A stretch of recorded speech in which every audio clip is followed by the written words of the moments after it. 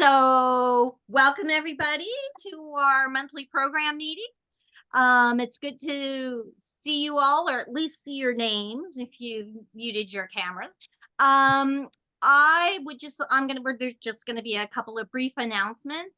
And really what I want to say, I'm gonna scold a little bit. I want to remind you all to read your newsletter.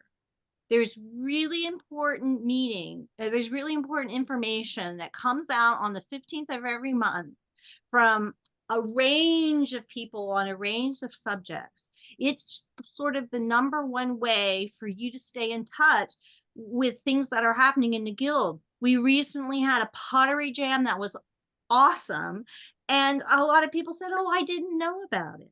And in this last newsletter, there was really important information relevant to the clay order that everybody needs to read and be aware of.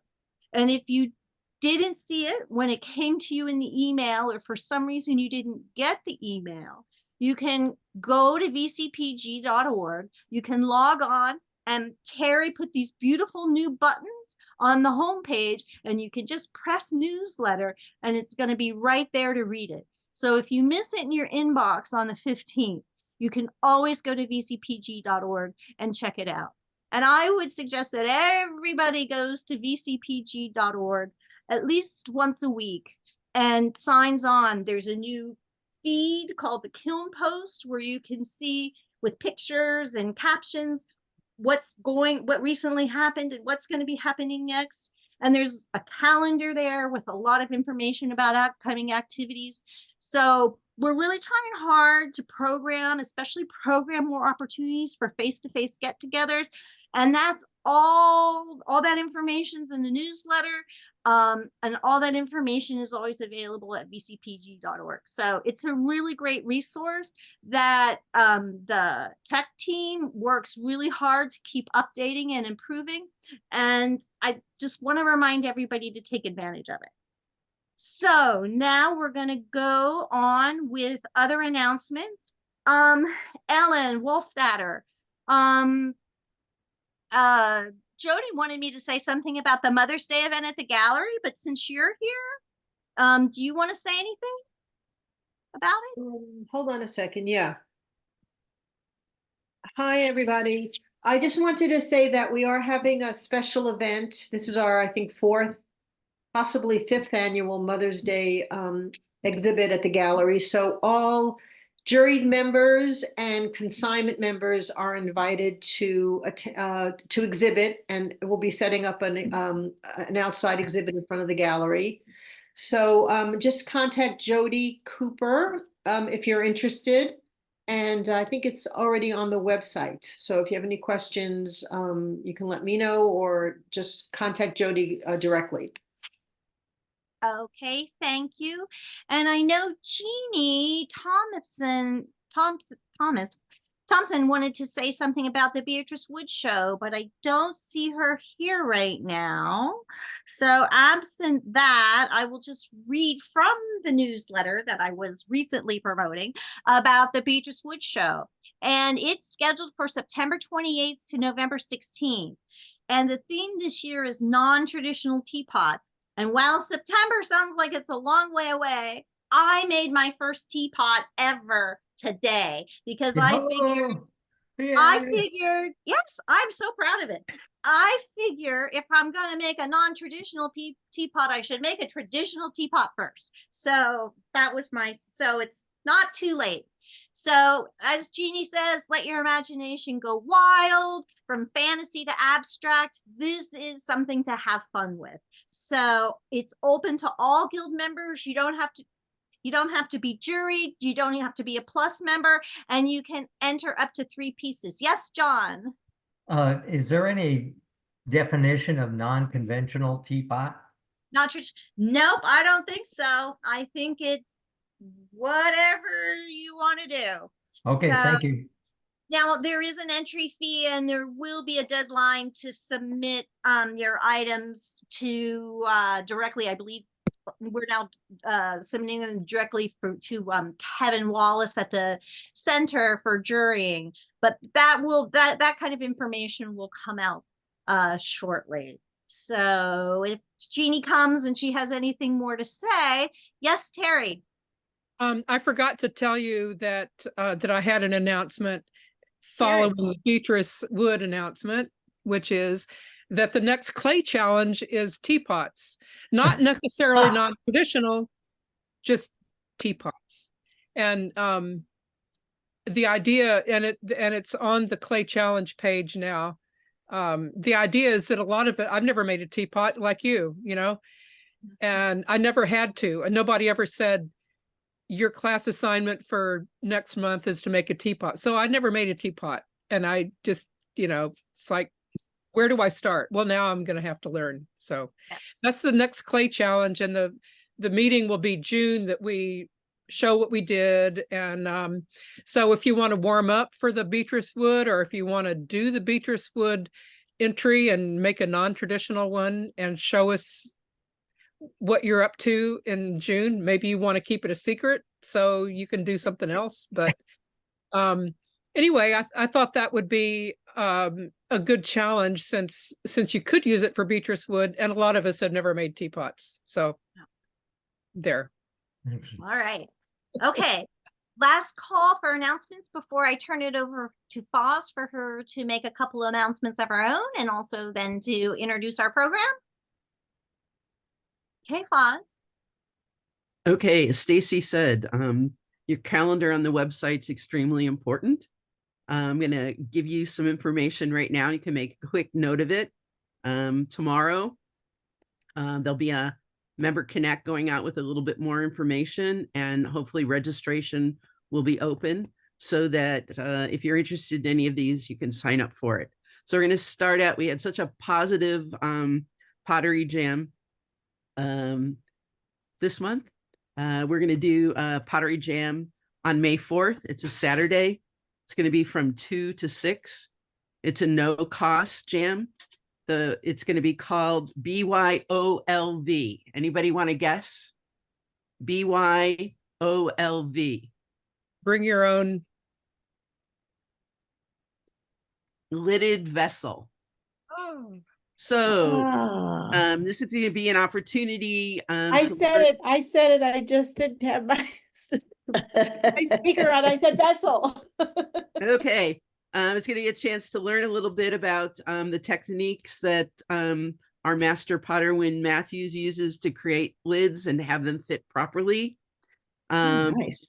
And it's a demo. It's not a workshop. Okay. So I want to be clear. This is come.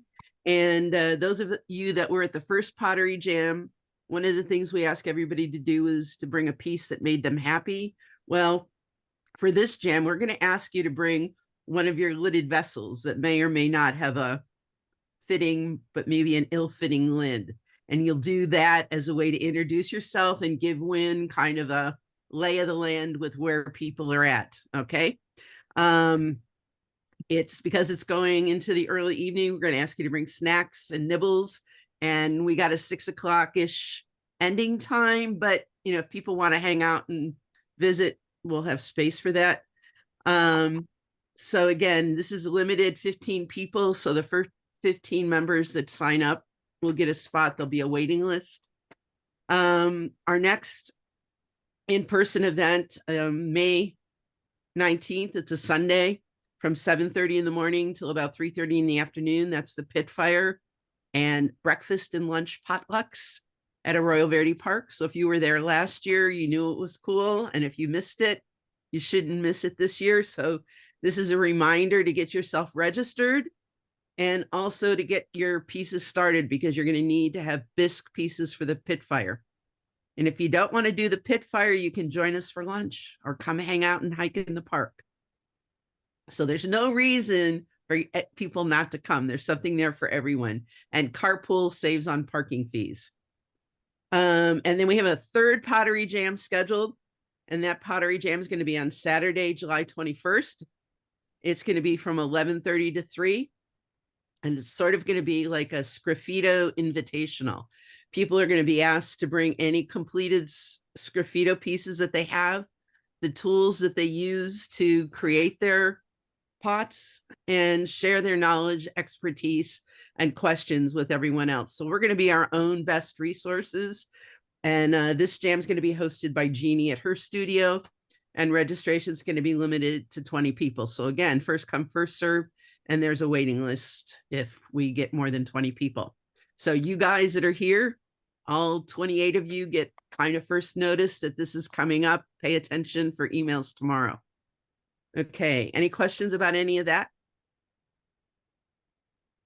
All right. Well, I was gonna ask you, where is it? Where are these places? I mean, I know. Jeannie- Registrants will get further information. Okay, fine. Yeah. All right. So we have a very cool, fascinating program tonight. And what I'm going to do, I'm just going to turn it over to Maureen Schultz, whose excitement and success with this is infectious, and let her explain it to you and introduce our presenter for tonight. So Maureen, it's yours. Well, thank you, Foz. I'm glad you got interested from me being so excited about working with a Makerspace, because Foz has now joined the folks that are doing Makerspace over at Moore Park College. Makerspace, you're going to learn a lot about it tonight. And our speaker tonight, our guest speaker, is Claire Sadnick. Claire has been at Moore Park College since January of 2016. She is the Makerspace faculty lead. She's also faculty in the art department, the design department, and for the Makerspace courses. Claire has an MFA in drawing and painting, and she makes drawings, paintings, she makes ceramics, she does fiber arts, and she makes objects. And she'll be talking a lot about those types of things tonight. I took a class with her about a year ago that was a digital fabrication class, and it was the most fascinating class. I learned how to use Adobe Illustrator. And once you have the keys to Adobe Illustrator, you can start to make anything you want. You can make it in 3D printing, you can make it in laser cutting, you can do it in resin printing. There's all kinds of tools at Moore Park in the Makerspace. And it's all thanks to Claire. Claire's the one that has spearheaded it. And she's done a phenomenal job. And I think you will be just as excited to hear about what you can do to better your own pottery in your own studios by the things that Claire can offer to all of us. So without further ado, here's Claire Sadnick. Hello, everybody. Thank you for having me at your guild meeting this month. And thank you for that great introduction, Maureen. Maureen's like, what should I say? And I'm like, I'm Claire Sadnick. And you did some Googling and found out some stuff about me, which I love. Okay, I'm going to go ahead and share my screen for my presentation. Let me just go to slideshow from the start. And so I also just want to say that I actually I was a student at Moore Park College. So I always like to say that. And I also like to say, and normally I'm talking to the Moore Park College student population, and I always tell them I started at Moore Park College as a nursing major, but then I took ceramics. So ceramics, even though I run the Makerspace, even though my MFA is in drawing and painting, ceramics holds a very, very special place in my heart.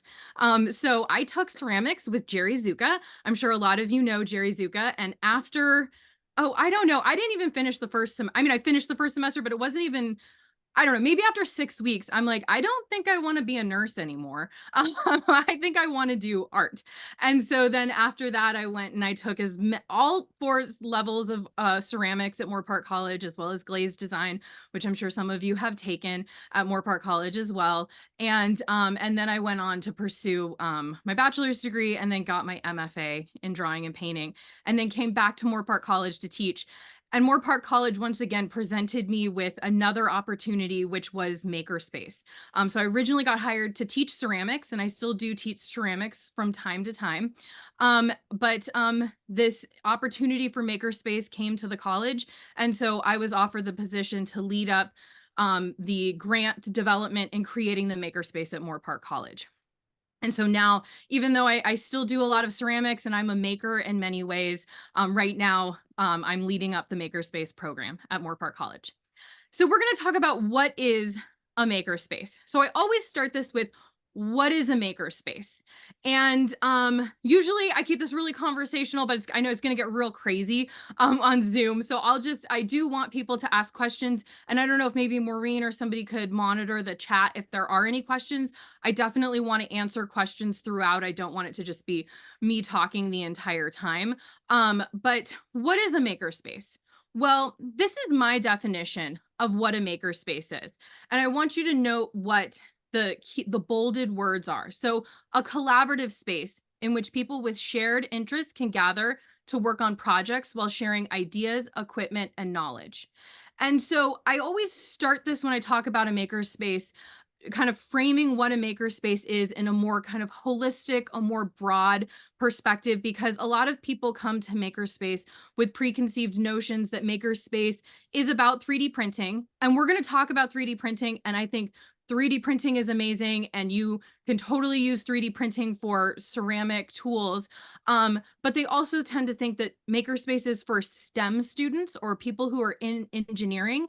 And it is, but we like to kind of direct our makerspace to have this more broad perspective, in that it is for everyone. We are all makers. And so with my definition here of a collaborative space, people gathering, people sharing, I mean, the Potter's Guild is a makerspace, right? You guys are collaborating, you're gathering, and you're sharing. So this notion of makerspace transcends the equipment that you have, and it's really more of a mindset and an approach than it is a location and collection of equipment. So I always like to start with that, but then I like to kind of bring it back and talk about what is makerspace at Moore Park College. So what I tell people is we understand what the library is. So we all know that the college campus has a library, and any student can use the library regardless of major or course enrollment. The makerspace is the same thing. The makerspace is a student service that any student can use. So you do have to be a registered student to use the makerspace, and we'll talk about how to become a registered student. Doesn't necessarily mean you have to take a 3-unit credit course, or you have to take a math class or something like that. But any student can use the makerspace. And continuing that connection to the library, when you go to the library, there are librarians, and there's library assistants, and there's the tutoring and learning center there to help you with your research or your essay or your homework. Our makerspace is the same thing. We're staffed primarily by students, so we're a very student-run space on campus, and peer-to-peer learning is a huge component of what we do in the makerspace.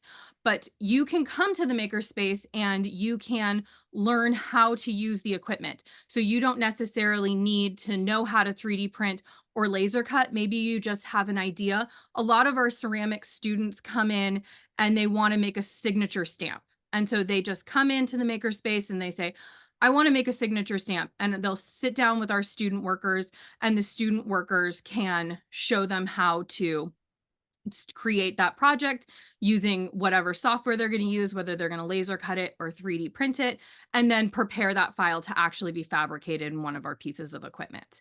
So you can come on in, you don't have to know anything. You don't necessarily have to take one of the maker courses. So maybe you're enrolled in a ceramics class or a watercolor class or I don't know, technical theater class. You could still use the makerspace.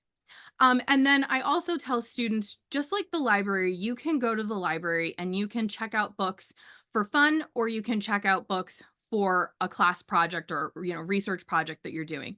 The makerspace is the same thing. So sometimes we have students who are directly using the makerspace to create something for a class project, like or relates to a class, like a stamp or a die cut or something for ceramics, or a rib. Or they're just making projects for personal endeavors, whether it's going to be entrepreneurial aspects of what they're doing. And we have a lot of business students, and I'm going to show some examples of how that could be kind of entrepreneurial, or just kind of for fun. We have like people who just want to make a one-off t-shirt or something like that. So that is just kind of encapsulates kind of how to approach makerspace and what it is. But we're going to get into what equipment we have, and I'm going to highlight some of our key pieces of equipment that really will pertain to ceramics and working in clay. And then I have examples as well. So I'm just going to also say MakerSpace at Moore Park College. So we're that student service, like I was just talking about. We are an academic program, meaning that we also have courses that you can take, and I'll talk about that, and Maureen alluded to that. And then we are a student hub of entrepreneurship, and that we have this other aspect of MakerSpace, which is a business that we run. And so we do jobs for the campus, whether we're screen printing t-shirts or we're laser cutting puzzles. We just did that for an event that they had on campus, or we're making keychains. And so our students have the ability to work as designers, work as fabricators on real jobs that have a real timeline that have to be due. And so our students are being able to get that real hands-on, real world experience with real stakes. It's not just, if I don't turn it in on time, I'm going to lose 10% or whatever. It's like, if you don't turn it in on time, we didn't do the job. So students are getting that experience, and then they're also learning those soft skills of communication and collaboration and teamwork that often sometimes gets lost throughout the learning experience. So where are we located? So we are located in the campus center, room 144. So here is an image of what our MakerSpace looks like. So when you come on into the campus center and you kind of go to the right-hand side, you will see this. This is our MakerSpace. So our doors are actually gates. Some of you who maybe were at Moore Park College, I don't know, 20 years ago, this room used to be the arcade room. And so on some doors, it still says arcade room. But when the gates are closed, we're closed. But when the gates are open and the lights are on and all the TV and everything is pulled out, then we are open and we are here to help you with your projects. So I always like to start with this idea, always bringing it to collaboration before I really get into kind of the nitty gritty of the pieces of equipment that we have. And so this is the room that you would walk into. We highlight and we foster collaboration in how we have our space set up. So you can see on the left, we have this collaborative lounge area. It takes up a lot of space, but it's super important that we invite students in and we say, you don't have to be working on a project to be in this space. Just come in, hang out. Again, just like the library, you don't have to be doing research in order to be in the library. You can just hang out and work on homework or just chill. So we foster that by having that collaborative lounge. And then on the right-hand side, we have our collaborative workspace. And so we are creating lots of files on computers, but instead of having little siloed computer lab stations, we have invested in laptops. And so we keep our space really mobile. So that table area is an assembly area. It's like a meeting area, a collaborative area, but it's also our computer lab. And people who have seen the MakerSpace can attest to the fact that it never looks like this. It's usually got folding tables in the middle, and we usually spill out into the hallway because we just kind of make our space what we need it to be when we need it to be that. And so we are a little small, and we do have other locations across the campus that have some of our other more kind of higher end, louder, larger pieces of equipment. But this is the space that you would come to if you were going to start a project in the MakerSpace. So I'm going to go in and start talking about some of the equipment that we have. And I'm going to start with our two most popular ones and ones that I think would probably pertain most to what you all might be interested in. So one is 3D printing. And so what is 3D printing? Some people might be familiar with 3D printing. Some people might have heard of 3D printing, but not fully understand what 3D printing is. But 3D printing is an additive manufacturing process. An additive manufacturing process where the object or the model is created by depositing material layer upon layer from the base until the model is complete. So these are two different types of 3D printers, and I'm going to show or talk about the two different types of 3D printers. But same one, you have a build plate and you have an extruder or something here as a base of resin. And so it builds the model layer upon layer from the bottom up until your model is complete. And so I found this little GIF of what kind of it looks like as it's depositing these layers down. And so there's two main types of 3D printing. There's one that's called fused deposition modeling, or is often referred to as FDM printing. Those are the general 3D printers that most people are using. And so this type of printer builds the models by depositing a layer of material on top of each other. And so there's lots of different materials that 3D printers will extrude. We do a lot of PLA printing. The PLA material prints at a very low temperature, it's fairly cheap, and it's a corn-based plastic. But you can print in ABS. There's 3D printers that are printing in metals, organic materials, also clay 3D printers like those Potter bots. That essentially is fused deposition modeling, in that it's extruding a piece of clay. It's not filament, but a coil of clay essentially, until it builds the model. And oftentimes when I talk about fused deposition modeling, I explain to students, I'm like, who's taken ceramics? Okay. So hopefully somebody raises their hand. I'm like, it's like coil construction. Essentially, that's what it is. It's squeezing out a coil of material, and it's building the model from the bottom up by layering coils on top of each other. We also have stereolithography, or SLA or SA. And this is a type of 3D printing where UV light is used to harden a liquid resin layer by layer. And so this can be used for prototyping. A lot of engineering will be using a resin 3D printer, an SLA 3D printer. But I also put in here, there are there are like resin materials that have a filler of ceramics in them.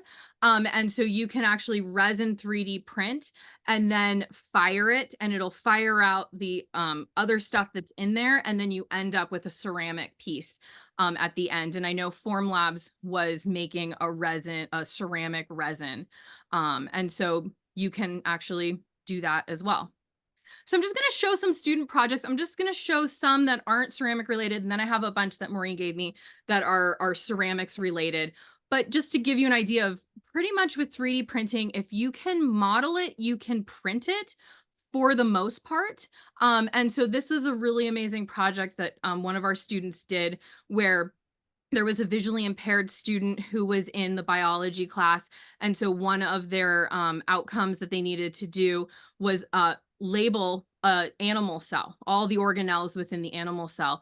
But as a visually impaired student, they were unable to label a 2D drawing. So we worked with our access department, that's our department for students with disabilities, and we worked with biology and MakerSpace, and we created a 3D model of a cell, so the student could study with it, feel it, and then when they were presented with the exam to label it, they were able to feel the pieces and then be able to say what parts of the cell were what parts of the cell.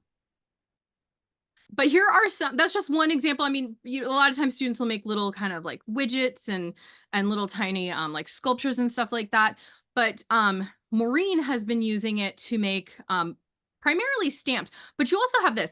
Maureen, can you talk about this? I was unsure what this is, but over here we have some stamps that Maureen made, and these were printed with the resin 3D printer. The resin 3D printer has a higher resolution. And so do you want to speak a little bit about specifically this one over here, but you can speak about both of them. Yeah, I found that with a resin printer, you get a lot better resolution, and it lasts a lot longer, and it makes for a really sharp image. So I use a resin printer a lot if I'm doing things that I need a stamp for, or like I'm making little wedding favors or something along, and you need like a little bit of information. It's real easy to do. On the right, that's kind of like a cookie cutter. That's done on a regular PLA printer, PLA printer, and it cuts holes in the clay for using it with another plastic to make another plastic template that I make berry baskets out of. So those are the 3 holes on the side bottom of a berry basket. And you can just boop, boop, boop, and then they're automatically made for you. It's same exact size and spacing each time. There you go. So those are just some examples of some tools that you could make with 3D printing. I love the text one because you get the stamps from Michaels in order to do text, and it's not the typeface that you want, and you also don't want to have to stamp each letter every time. And so this way, this is Maureen used a combination of Adobe Illustrator, which is a vector graphics software, to create the type, and then Tinkercad, which is a 3D modeling software, in order to make those letters 3-dimensional, and then be able to add a base to it for then it to get 3D printed. And then these little illustrations, did you draw those? I did. By hand? by hand. Yeah. So that's another thing. Maybe you're feeling like, I'm not really good at drawing digitally. We have ways of you can draw on paper. Usually I just have people draw Sharpie on paper. We can scan that and then turn it into a vector graphic that can then be brought into Tinkercad and extruded up.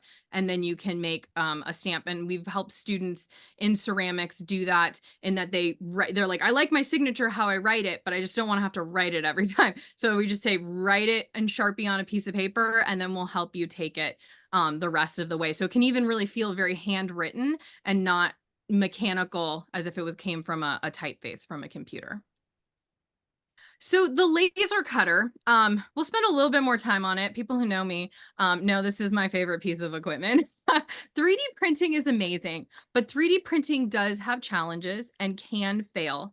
That's not to discourage people from 3D printing because we've tried to do laser cut stamps and they tend to just not work as well as the 3D printed like signature stamps. But the laser cutter doesn't fail as often, and it's so much faster than the 3D printer. Do you have an idea of like how long one of those little stamps, I'll go back, how long maybe like one of these took? They're not very big. They're just like a couple inches long. You know, it was probably about 3 hours to make like 6 or 8 of them on the same build plate. Oh, that's right. Okay. Yeah. You were stacking them up. So, I mean, that's fast, but laser cutter is so much faster. So the laser cutter is a machine, and this is what our laser cutter looks like. It's a machine that uses a focused laser to cut through 2D material. And so that's a subtractive method of manufacturing. So I always talk about 3D printing is what's called additive manufacturing. You start with nothing and then you add until you end up with your model. And so laser cutting is subtractive in that you put in a sheet of material and you cut out what you need. So you subtract away everything that you don't need. And so the file type that you need for that is an SVG file, which is a vector graphic file. We use Adobe Illustrator at Moorpark. So that's what we teach our students to use. And we have some classes that will teach you how to use it. But you don't necessarily have to use Adobe Illustrator. Some people like to use Corel Draw. People like to use Inkscape. Sometimes our engineering students will also use AutoCAD when they're kind of building out their models. It really doesn't matter. We just need an SVG file in order to bring that in to the laser cutter. And so here are some other examples of things, and then we'll get to the ceramic examples. But this is a student in our engineering CAD design class. And so this student created a car. He created this whole car. And so I'm showing all these examples because these are the iterations that he went through till he came to this final result of this self-propelled car right over here. And actually the first 3 iterations he and I worked on together, and then he turned it into a self-propelled car for a final project. But the idea is that you're working with planes of space. So sometimes people think laser cutter, oh, it's flat because you're putting in a sheet of material, and it can be. And a lot of times people like to make just like little keychains and or something like a plaque for a wall, and that can be flat. But you can think about creating planes of space that come together and intersect, and you can make quite complex objects like a self-propelled car. This is a really cool one. I love this project. We work with the Butterfly Project that is over at our zoo. It's a project between actually biology and the zoo where they're bringing back the Palos Verdes butterfly, and which had previously thought to be extinct. And so we help the students make these incubation pods. And so over here was internship. I worked with a student on an internship, and he now actually works for the San Diego Zoo as an entomologist. And so they were making these little incubation pods. It's hard to see, but in there are the little pupa. And so the students were having to cut the foam and hot glue it together. And then I worked with Kyle, and we created this new incubation pod that could be laser cut. So this is also an example of creating kind of a tool. It's a tool to help propagate the Palos Verdes butterfly. And so they make these little I love it. They're seatbelts. They call them seatbelts. They take pipe cleaners and they make these little seatbelts that go into this, and then they insert the little pupa, and then it pupates and it becomes a butterfly. I just think the project is so cool. But to ceramics, Maureen has been making, and I've worked with some of the other students as well. I just don't, sometimes I help students and then they make their projects and I never see the examples. But Maureen generously showed me these in using Illustrator to create die cuts for the extruder. Do you want to talk about these, Maureen, a little bit? I have a bunch of these. You gave me, I think, several of these. Yeah, you know, they're so expensive if you try to get custom dies made for your extruder. And I was looking at them saying, like, this should not cost $30 to have custom dies made. So I started making them instead. And Claire was wonderful and she worked with me. And so the one on the left, that's just, you know, I make gang dies because they tend to work better in my extruder. I've got an old North Star on the wall. And it makes great shapes. Everyone comes out terrific. I work with 1/4-inch Baltic birch plywood, and really that would be enough, a single layer of 1/4-inch. But if my clay is a little bit harder than that, then I say, maybe I'll start to, you know, kind of crack or something. So I take 2 of them and I just tape them up, and they make wonderful dies for the extruder. And I probably have about 25 or 30 of them now, just because every new project I start, it's like, oh, this would be great with a die, you know, because I do make a lot of baskets. So the one on the left is just a swimming pool thing for my son, just to organize his kitchen by his sink. And the other one is a die with all the different shapes in it that then I can make these random baskets out of. So those are just 2 examples of things that you just do on Adobe Illustrator. And then, you know, you just, you know, make sure when you build your file that it's set for the size that you're going to be cutting. And then you just go over to the college and get some time and cut away. And something like this, some of these are layered, right? I can see you've taped them, they're 2 Yeah. layers. Yeah. But something like this takes, I don't know, 5 minutes. Oh, not even like a minute. Yeah, it could be a minute. Just to cut it and you're done. So and the laser cutter very rarely fails. So that's why I like the laser cutter, is because you get your results back quite fast. We found, I did some testing with Mary Malman, who also teaches at Moore Park, and that was previous to Maureen working on it. And we cut them in acrylic, and we just found that the pressure of the extruder and acrylic being such a brittle plastic, it just cracked them. We tried doubling them. It was just not good, but wood is just the way to go. And you still get crisp edges to your dies. So here's some other ones that you have. Same idea. And then here's some other examples. So we have some wood ribs that you've cut. And then I would like you to explain these. Explain the template. Oh, I mean, you could talk about all of them. Okay, so with the ribs, you know, if you want to buy a custom rib, that's like $25. And like sometimes I just need it for one project that, gosh, I wish I had a rib that had the same profile, but was like, you know, 6 inches long instead of 4 inches long.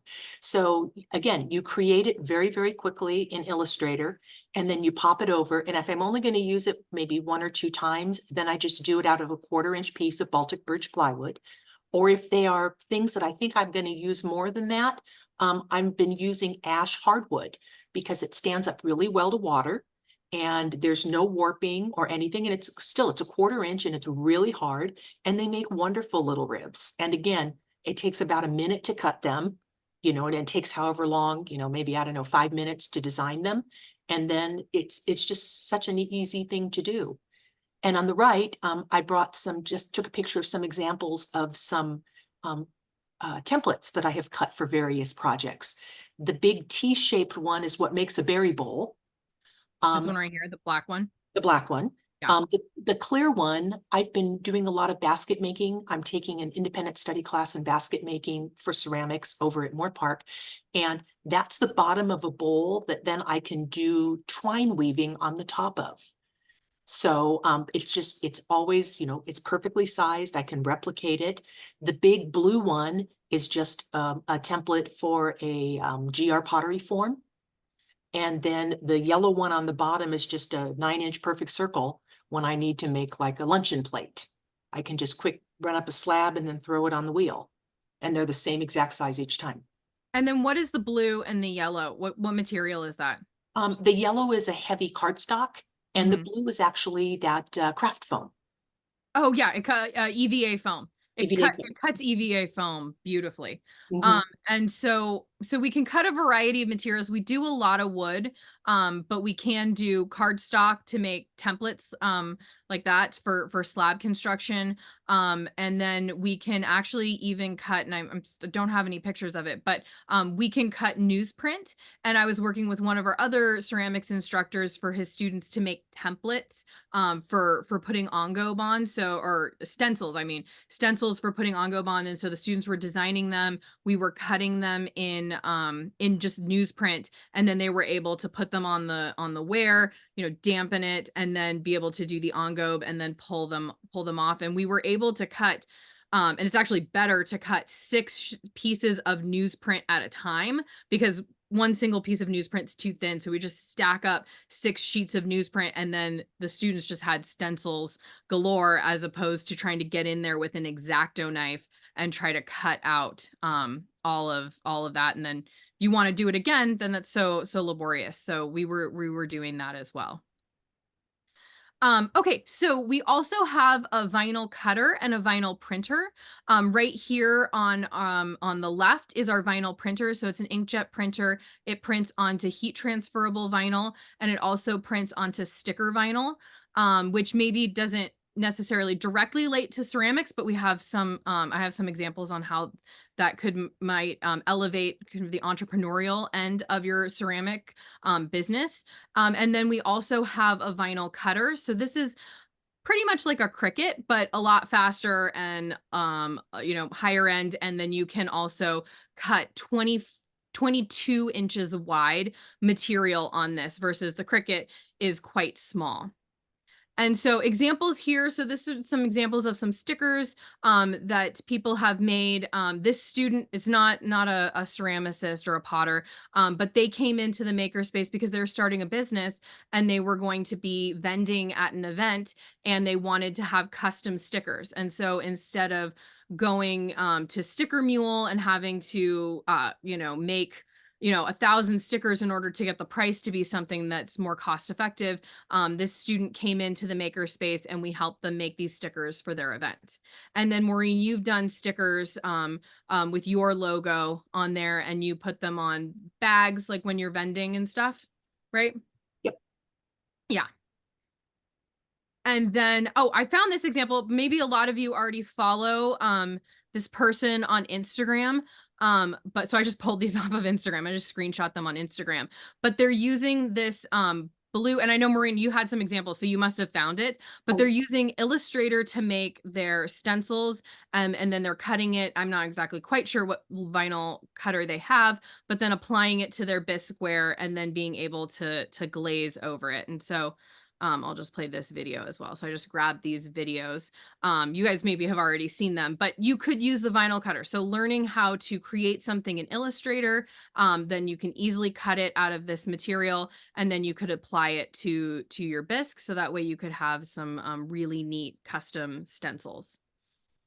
And so Maureen, you found the material. He has a list on his, if you go to his link tree or his Instagram, you can find exactly what material he uses. Is that how you found out about it? No, actually, I was online with a vendor, and I found that blue stenciling material, and I thought, oh, and I mean, it really works great to use it as a mask for glaze, but it also works great for water etching on a leather hard piece. Oh, is that what, so we can go over and we can see, I have your, oops, not that. Oh, there we go. I Yeah. have your examples. So is that what you were using these for? Yep, the one on the right I used for water etching. Okay. The one on the left I was using for glaze masking. Okay. And so I personally haven't done it. I mean, I saw the person on Instagram. I've talked to some of the ceramics. I'm always over in the ceramic studio. It's like my calm Zen place. When the Makerspace gets too crazy, I go over and talk to Jerry, and I love this ceramic studio. So I've been talking to some students, and we're going to start stocking this blue material because the ceramic students can use that as well. I mean, it's the blue masking Oracal. Yes, that's exactly what it is. But that Turn Studio, he has a link in his profile. If you go to his link tree, he talks about the materials that he uses, which is how I found it. We also have a heat press. So like I said, with the both the vinyl cutter and the vinyl printer, you can print onto or cut into heat transferable material, and then you can make custom apparel. So I know, Maureen, I didn't have a picture of yours, but I know you made an apron for when you're out vending, right? Mhm. It has my Exactly. logo on the front. Yep. Yes. So simple stuff like that. You could make t-shirts or, I don't know. We've also helped make, like cloth signs. Oh, we did one for the ceramic sale, I know I saw Meredith. Meredith is the one that we worked with on this. I saw you in there. But for the donation area of the Moore Park College ceramic sale, so we heat pressed onto just cloth as a sign. So you could, if you're vending, you could make a sign that you could then easily hang up behind your booth. And so I just wanted to call out some of the other pieces of equipment that we have. We have button machines. You could make buttons of your logos, you put them in with your pieces, or maybe you don't want, it doesn't have to be ceramics related. I mean, maybe you just want to make buttons. We have button machines, and then we have just the general woodworking tools, table saw, miter saw, bandsaw, all of that stuff, CNC router as well. And so students can use that if they need to. And I have helped students, not recently, but make little like levels. It was actually a student who they also do ceramics, but they sell soaps at the farmers market, and so they wanted to help like build some sort of stand so they could have like levels at their booth. And so oftentimes you can't use these tools unless you're in a sculpture class, but we team up with art and we can help students use the woodworking equipment if they're not necessarily in a sculpture class. So those are the equipment, those are the types of equipment that we have. Are there any questions Maureen, are there any questions related to that? I'm gonna have questions at the end, and I can answer as many questions as anybody wants. Otherwise, I'll move on to talking about the classes. Lori, I'll answer yours at the end, okay? Sounds good. Okay, so the classes, I mean, you might be interested in the credit course. So we do have one MakerSpace credit course. It's a 3-unit semester length course called Digital Fabrication. We only offer it in the spring. You learn how to 3D print and laser cut, and we really go deep into projects where you have projects that are longer. They take several weeks. They include critical thinking and problem solving, as well as learning the equipment, which is one way to go in Maureen's entry point into this. But we also have non-credit courses. And so those are free. So non-credit are free per the state of California. You don't have to pay for non-credit classes. Ours that we have written are short. So, and I'm going to go through the courses that we have. We're talking 4 hours, 8 hours to complete. They're hands-on, and you do register for them just like you would register for any other course. So I just screenshot the schedule of classes. It's the same one from the fall, but when you look for classes, you look for MakerSpace. Our courses will show up, and then they have a CRN number that you would then register for, just like you would register for any other course. Our courses are also run a little bit different. So sometimes it's a little confusing to how they're written in here. So I do like to take a little bit of time to explain that. We run our maker courses, our MakerSpace non-credits, I should say, as what's called open entry, open exit, which means they're self-paced. So you can, they all have a start and end date. So you can see these ones started in August and ended in December. But you can register any time throughout that period. So if you didn't find out about them, I mean, the ones that we have for spring, if you're just finding out about them right now, they started in February, but you can still register. They're going to end in May. So you can start the class whenever throughout the session, and you can end it whenever. Foz is in the intro to MakerSpace class and finished it like the first week of the class. It's only 4 hours. So, but then I have some students in that course who haven't started the material yet. So it allows you to kind of self-pace it. So there will be part online and then part in person for those courses. So the pathways that we have in our non-credit are, we have a vinyl cutting, a printing and cutting pathway, a laser cutting pathway, and a screen printing for textiles pathway. So all of our non-credit courses lead to certificates. You don't have to earn certificates. You can kind of pick and choose, but they do lead to certificates, which people might be interested in earning. Each pathway begins with the same 3 courses. So we have an intro to MakerSpace and MakerSpace safety. That's 4 hours, introduction to design thinking, which is 8 hours, and Adobe Illustrator for the MakerSpace, which is also 8 hours. You don't necessarily have to start with the intro to MakerSpace class. If you're really interested and you want to get to laser cutting as soon as you possibly can, then you could start with the Adobe Illustrator for the MakerSpace. These 3 courses do not have any prerequisites. We wanted to make sure that there were as many entry points as possible for students to enter in to these pathways. And then we have the equipment specialization. So you can take the vinyl printing and cutting, which is 8 hours, or the laser cutting and engraving, which is also 8 hours. These 2 courses do have a prerequisite of Adobe Illustrator because that is how we prep up our files. The screen printing for textiles does not have any prerequisite because the way we teach it, you don't need to know how to use Illustrator. We do a very DIY screen printing. And so that class for this semester isn't until April. And I think there might be 4 slots left in that. We do focus on screen printing on t-shirts, but if once you learn the screen printing process, you could learn how to screen print your own transfers, like on-gobe transfers or underglaze transfers. That's how they're generally made. Once you learn the process, you could be able to do that on your own. And then if anybody is interested in a certificate, we have a capstone class. And so that's 20 hours where you work in the maker shop and you're working on jobs with us. So when we're screen printing t-shirts, you would work as part of the team. And so you get that kind of idea of what it's like to be in production mode. I already talked a little bit about Maker Shop, but this is where students have the ability to kind of get that hands-on experience while working in a real business.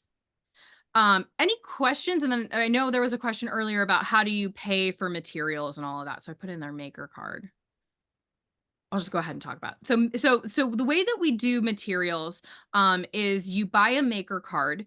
And so essentially anything that you use up, what we refer to in the makerspace as consumables, anything that gets consumed, you have to replace. And so the way that we do it is you buy something called a maker card. They're sold in our bookstore and we sell them in $5 increments. And that gets you $5 of materials in our makerspace because everything is incredibly cheap. So I always use buttons as an example. Buttons are 10 cents each. We buy everything in bulk so that way we can sell it back to the students at the price that it costs us and pass on that savings. And so the minimum amount is $5. You can buy as many as you want, and we just deduct money off of the maker card. And yeah. And oh, I know what I was going to say. They never expire. So if you only use part of it, you can come back next semester, you can come back next year, you can pass it on to a friend. The maker cards never expire. And then who can use the makerspace? So any registered student, faculty, anybody who's on faculty or anybody who's a staff member can use the makerspace. So if you are not a Moore Park College student, I think it's also just a VCCCD student. If you're not registered as a student, taking even one non-credit course makes you a student for the entire semester.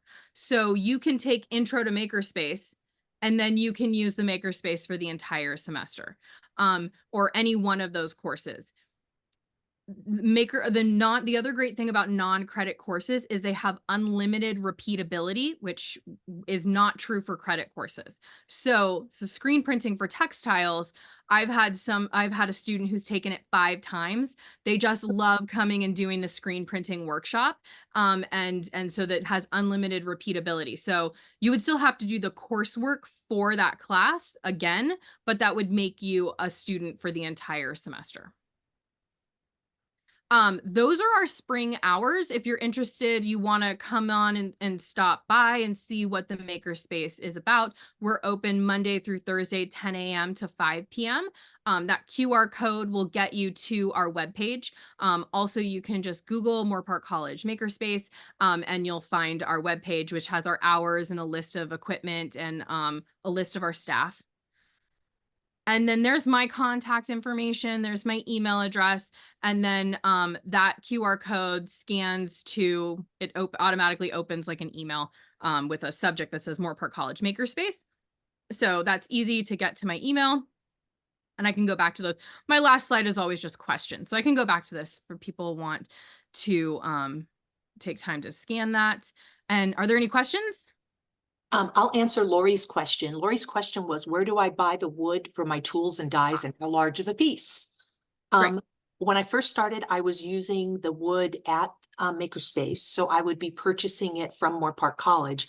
But as I started doing more and more and more, and especially as I started doing, my hardwood stuff, I found a company in Wisconsin called Ocooch Hardwoods, and it's COOCH Hardwoods.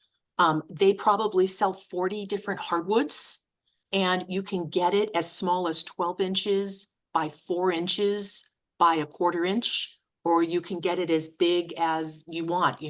I typically buy my Baltic birch plywood from them in 12-inch by 24-inch sheets because it works really well with when I make the dies for my extruder. I can get 10 dies on a single sheet. Plus then I have a little bit left over for other making ribs projects on the side. Thank you. You're welcome. So we sell materials. So if you just want to stop on by once you're a student, and also I'll just say that any student can use the laser cutter. So the laser cutter class is to help you get certified so you can become independent. We check you off on that piece of equipment. Some students now, we know that they're totally checked off on the equipment and they can use it without direct line of sight supervision. But if you just want to come in and make one die, you don't have to have taken the laser cutter class. So you can come in, we'll help you make one. One of our student workers will take you over to the laser cutter and we can help you make that. And so we stock the materials as well. So if you just need, and you don't have to buy a full sheet of material, we can sell little pieces or whatever you use. We have shared pieces that we cut out of in order to just kind of make it easier for students who just want to come in and, we have lots of students who want to make one little keychain for their friend for their birthday or something. And so they don't have to invest in an entire sheet of material. And then we stock filament and we stock all the most all materials. The laser cutter, there's so many materials that it can use. Like we don't stock the EVA foam, but you can easily buy that from Michael's. And it's just, you have to get the material cleared, especially for the laser cutter. It has to get cleared by me before it goes into the laser cutter because it is burning through material and could create toxic gases or could melt or something. So it just has to be cleared before you bring in your own material. Stacy's question is, what types of course or prerequisites are there for using the 3D printers? Yeah, so we don't have a 3D printer pathway right now. As far as the non-credit pathways, that should be coming next year once I get it through curriculum committee. So there is no course. You can just come in and we'll help you. Or if you take the digital fabrication class, then you'll learn how to use the 3D printer. You'll learn how to 3D model and 3D print. But if you just want to come in and test it out, then you can come on in and we can help you make a stamp or whatever you want to make. Thank you. Still have to be a student? Yes, you still have to be a student, right? It all has to do with liability, right? So you have to be a registered student in order to use the equipment. Yeah, so register for one of the non-credits and then you're a student for the rest of the semester. So what's the registration process? If somebody is not a student right now, what would they do in order to be able to take that non-credit class? Yeah, that's a really, so if you're not at all a VCCCD registered student, you would have to become you have to, I'm using quotes, apply to be a student. And you can apply to be a non-credit student. So I don't have that website up. I could probably pull it up if you give me a second, but I'll explain it first and then maybe there'll be other questions and I'll see if I can pull up the website. But you apply to be a non-credit student. You have to fill out some questions and then you send it in, and then in like less than 24 hours, you get issued a 900 number and a student email, and it says you are able to register for classes. If you register as just a non-credit student, you can only register for non-credit courses. but you aren't charged the student fees. So if you're a regular full credit student, you can register for any classes, but you also have to pay the student health fee and the student activities fee and all of that kind of stuff. So you can just become a non-credit student, and you could switch your enrollment if you want to become a credit student. You just apply again. It's just like filling out some information online. I've heard it's pretty simple to just kind of, you put it in. So let me just say something. When I became a student, the classes are very inexpensive. Like when I took Claire's digital fabrication class, I probably got $5,000 worth of education out of it. And I think I paid, with all the student fees, $178 to take the course. And then it gave me access to all that equipment. And then I was like, Claire, could I do this? Claire, could I do that? And she says, yeah, you can do that. And it's like, okay, cool. But to learn Adobe Illustrator inside out, people pay thousands of dollars for that course. And you learn it in a semester, and you can even learn it in less than a semester. And I make all kinds of stuff to help in my studio.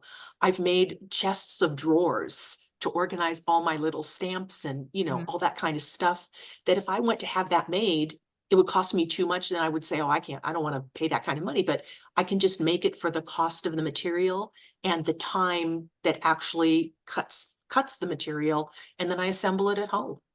And then it's like, wow, I have this really cool chest of drawers that does like this and that and little, all kinds of stuff, neat stuff. Yeah. Yeah. So there's making stuff to help you make your ceramics. There is the whole aspect of, a lot of people are making tools and selling them on Etsy, ceramic tools. So you could make a really cool ceramic rib, and then you could fabricate it using our laser cutter. We do allow some entrepreneurial, when it starts to become a point where you're monopolizing the piece of equipment, then you can't do that anymore. But if you wanted to test the waters of, making some sort of die that you wanted to sell, we allow that too, so long as you have to be a registered student to use the MakerSpace. But part of what we want to do is we want to help guide entrepreneurship. So it could be just making tools so that way you can make your pottery so that you can sell it, or it could be starting to fabricate a tool that then you sell in and of itself. One of the things that I made that was so much fun, I made in the digital fabrication class, we had one of the projects was you had to make a notebook. So it was a wooden cover, front and back. And then there's also, they have all of the punch materials, and the foil binding materials. And so I made a glaze notebook, and then I made a kiln log notebook. And then it was like, oh, this is so much fun. So then I started making little notebooks just for notes. And people started saying, oh, are you going to sell those at the ceramic sale? And so I made like 10 of them, and I sold out because people wanted these little capybara notebooks because they had a capybara on the front. And I guess students like capybaras. Capybaras are very in right now. Yeah. I love capybaras. In fact, here's my capybara notebook. And I'll stop sharing so we can. Yeah. Anyway, so there's the capybara notebook. Yeah, And so that was laser Oh my cut. gosh. they're very popular.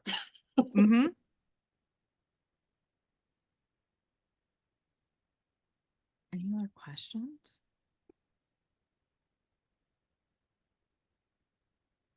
With your capybara, did you draw that out, or did you get that off the internet, the picture?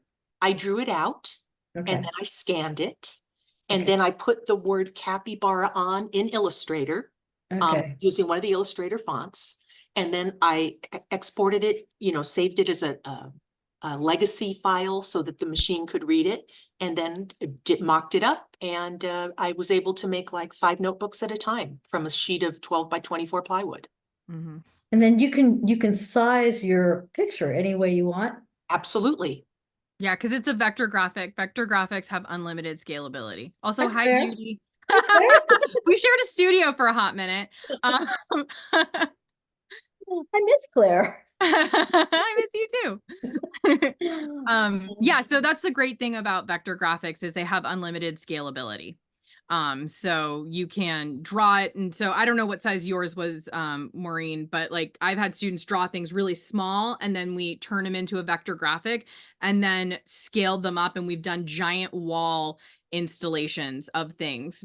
And it started as a small, like 3-inch by 3-inch drawing, but then we turned it into a vector graphic and made giant wall installations. So could you take, say, a signature, like say I have my signature, scale it down to a stamp size, turn it into a stamp for a bag, blow it up, and then put it on fabric for a banner. Yes.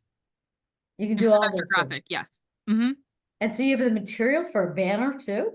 Well, we have the heat transferable material that you would actually cut your design out of. You would have to bring in what it's getting heat Whatever. pressed on.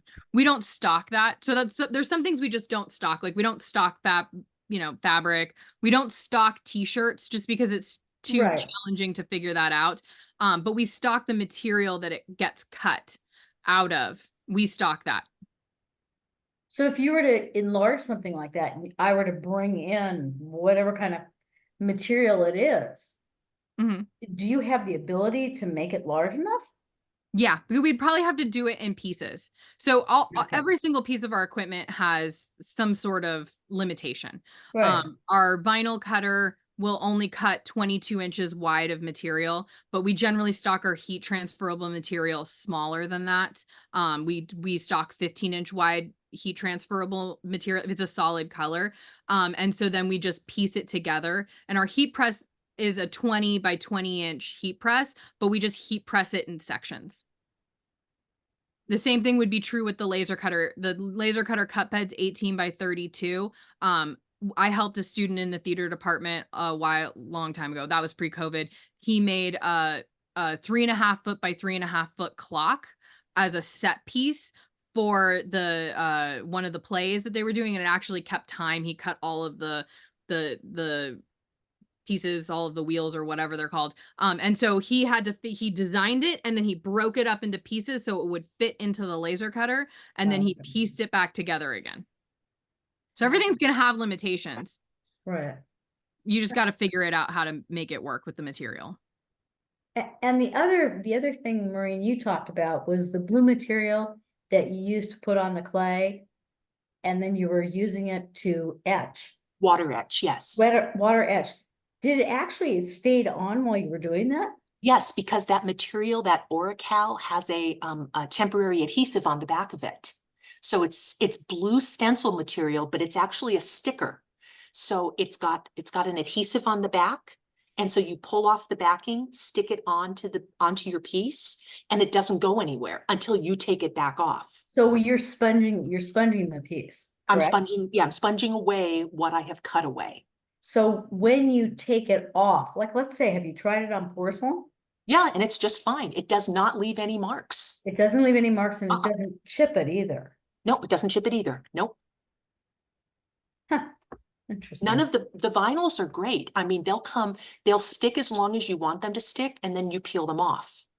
The other thing that I do with heat transfer vinyl is that I'll cut what I want to become basically a big stencil, and then I'll use that silkscreen fabric, and then I will fuse the vinyl, the heat transfer vinyl, onto that fabric. And now I have kind of a quasi, like a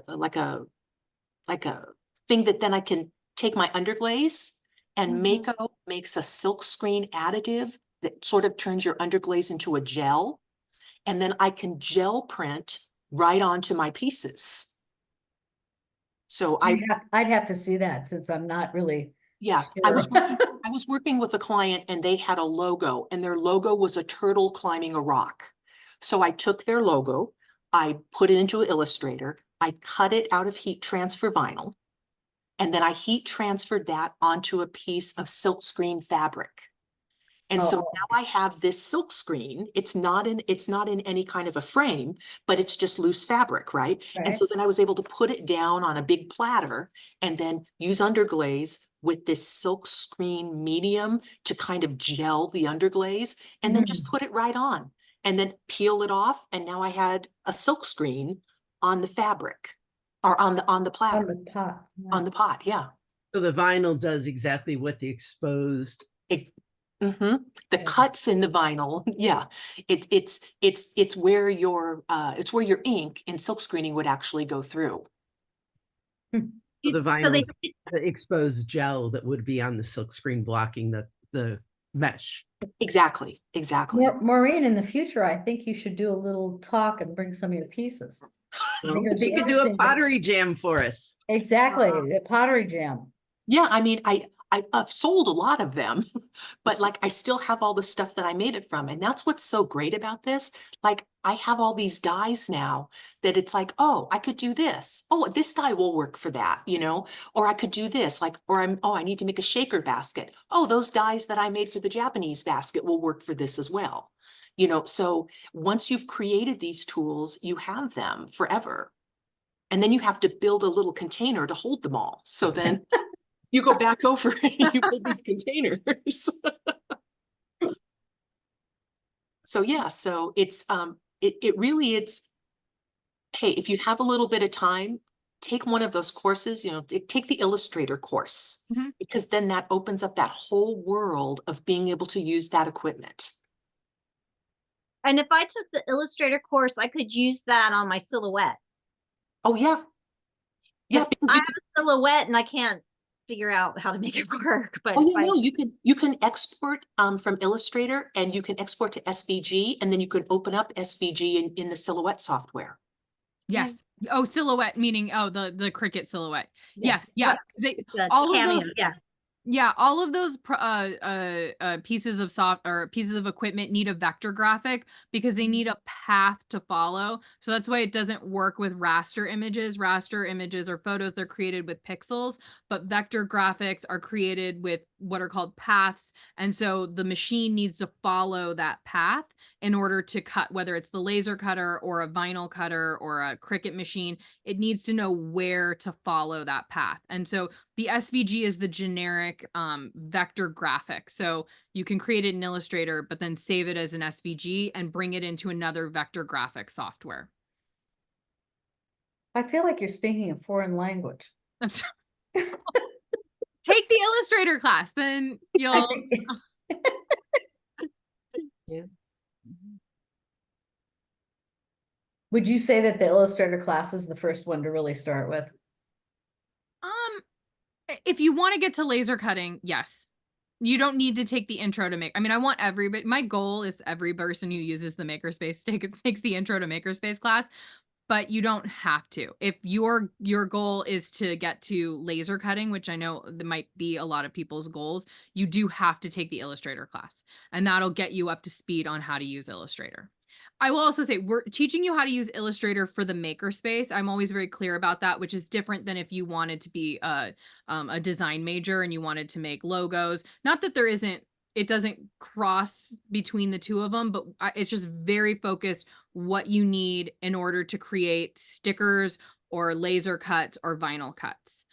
If you want to go real deep into Illustrator, then taking digital illustration would be very, very helpful in learning how to use Illustrator, because that's an entire semester length course just on Illustrator, which I also teach, or I will be teaching in the fall.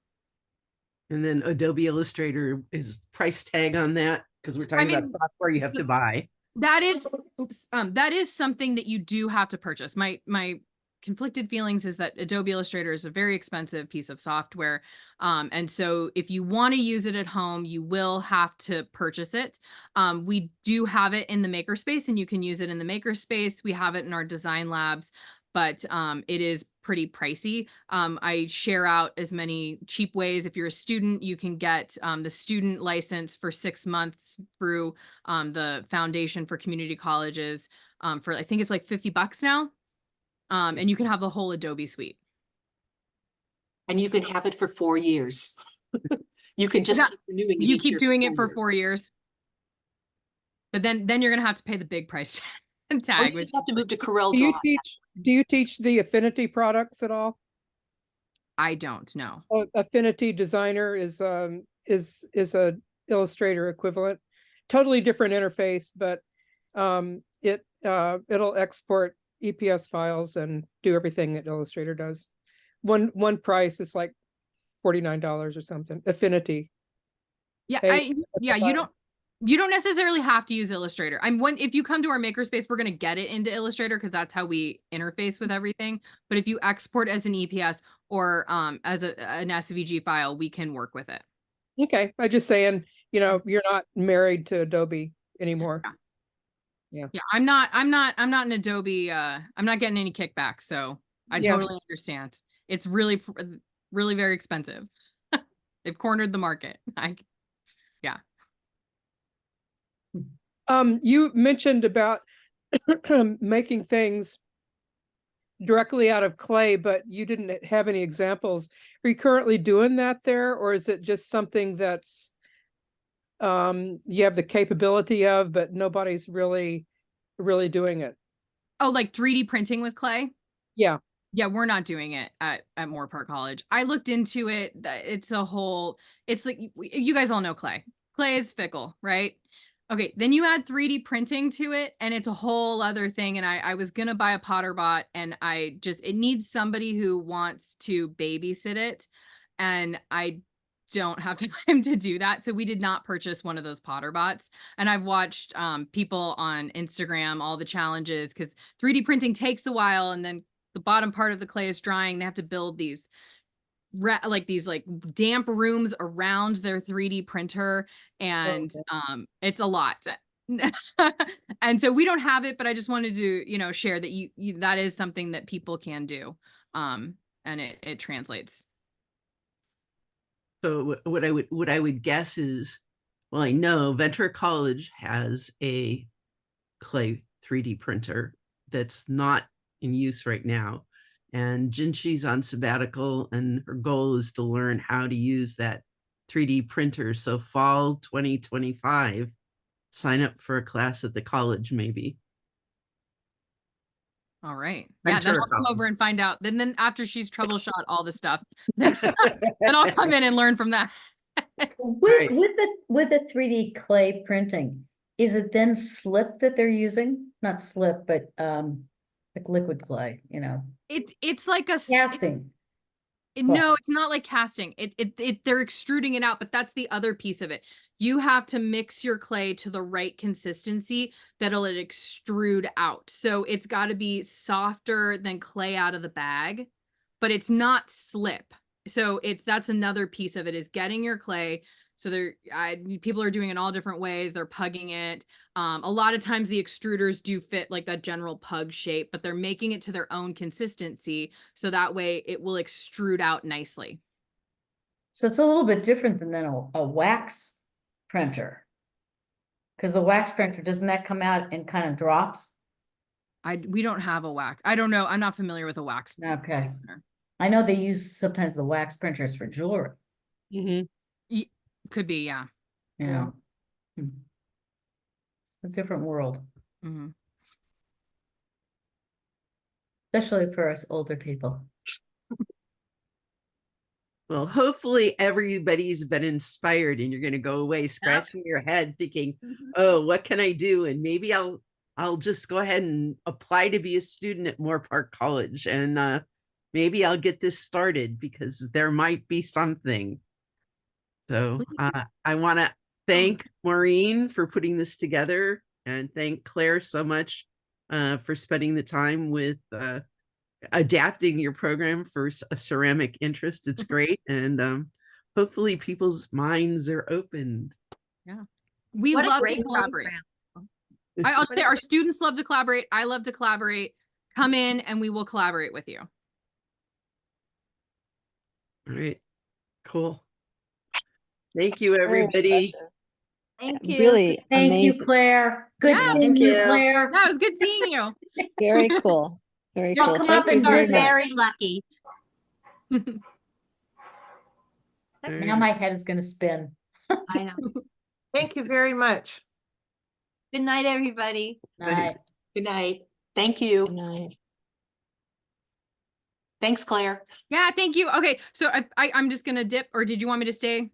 Or We're all going to go away. we're all gonna go. Okay, thank you guys. Bye. Thanks. Thank you. Bye.